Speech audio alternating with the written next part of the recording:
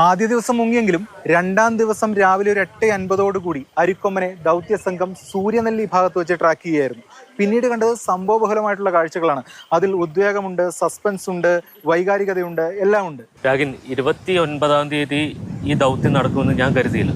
കാരണം 28-ാം തീയതി അരിക്കൊമ്പനുള്ളത് ശങ്കരവാട്ടിമേട്ട് എന്ന് പറയുന്ന ആ മലയ്ക്ക് മുകളിലാണ്. സാധാരണ അരിക്കൊമ്പൻ അങ്ങോട്ട് പോയി കഴിഞ്ഞാൽ ഒരു 5, 6, 7 ദിവസം കഴിഞ്ഞതിന് ശേഷം മാത്രമാണ് അരിക്കൊമ്പൻ ഇങ്ങോട്ട് വരുന്നത്. പക്ഷെ അന്ന് ആകസ്മികമായ മറ്റൊരു സംഭവം ഉണ്ടായി. അരിച്ചക്ക ഫൈറ്റ് അല്ലേ? തീർച്ചയായിട്ടും. അന്ന് 28-ാം തീയതി രാത്രി അരിക്കൊമ്പനും ചക്കക്കൊമ്പനും തമ്മിൽ ഏറ്റുമുട്ടലുണ്ടാകുന്നു.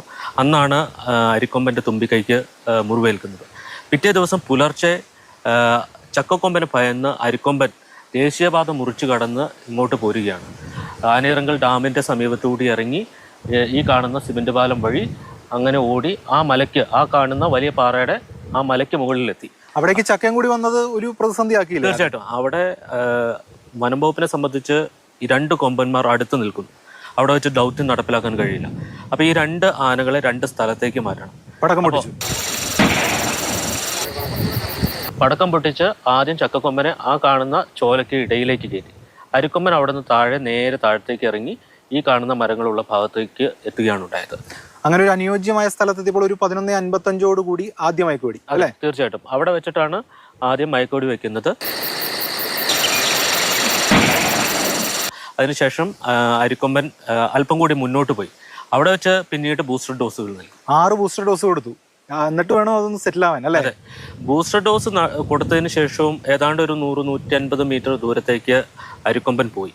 പക്ഷെ അവിടെ വെച്ച് ആന അവിടെ നിൽക്കുകയായിരുന്നു. പിന്നീടാണ് ഈ ദൗത്യവുമായി ബന്ധപ്പെട്ട മറ്റ് നടപടികൾ ആരംഭിച്ചത്. അതായത് 4 കുങ്കിയാനകൾ വന്നു. സൂര്യൻ, കുഞ്ചു, വിക്രം, കോന്നി സുരേന്ദ്രൻ. അതോടൊപ്പം തന്നെ ആനയെ കൊണ്ടുപോകാൻ, പിടിച്ചു കഴിഞ്ഞാൽ കൊണ്ടുപോകാൻ കഴിയുന്ന കൂട് കെട്ടിയ വാഹനവും എത്തി. അപ്പോൾ അങ്ങനെ ദൗത്യം ഉറപ്പായി നടക്കുമെന്നൊരു പ്രതീതി ആ ഘട്ടത്തിലാണ് വരുന്നത് അല്ലേ? പക്ഷെ ആ സമയത്താണ് ഒരു ട്വിസ്റ്റ് ഉണ്ടാകുന്നത്.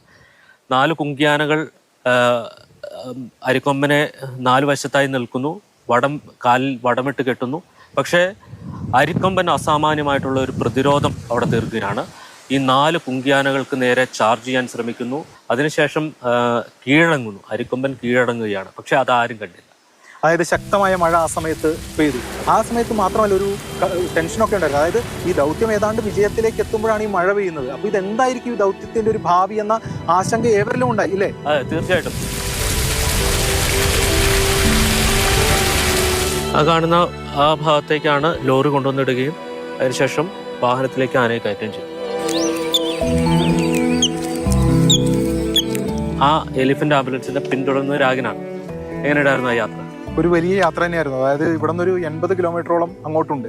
അപ്പോൾ ഈ പോകുന്ന വഴിയിലൊക്കെ തന്നെ വീരോചിതമായിട്ടുള്ളൊരു യാത്രയപ്പാണ് അരിക്കൊമ്പനെ കിട്ടിയത്. എല്ലായിടങ്ങളിലും കുട്ടികളും സ്ത്രീകളും ഉൾപ്പെടെയുള്ളവർ അരിക്കൊമ്പനെ കാണാൻ വേണ്ടി കാത്തു നിൽക്കുന്നു. അവർ മൊബൈലിൽ പടം എടുക്കുന്നു. ഒപ്പം തന്നെ ഈ ലൈറ്റ് തെളിയിച്ചുകൊണ്ട് ഒരു സ്വീകരണം ഒരുക്കുന്നു.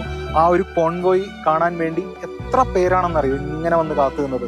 അന്ന് നമ്മളോടൊപ്പം ഇത് ചിത്രീകരിക്കാനുണ്ടായിരുന്ന വിനു കാഞ്ഞിരപ്പള്ളി, നിഖില്, ഇവരെല്ലാവരും തന്നെ ഇന്ന് നമുക്കൊപ്പം ഈ ചിന്നക്കനാലിൽ ഇപ്പോഴും ഉണ്ട് അല്ലേ? തീർച്ചയായിട്ടും.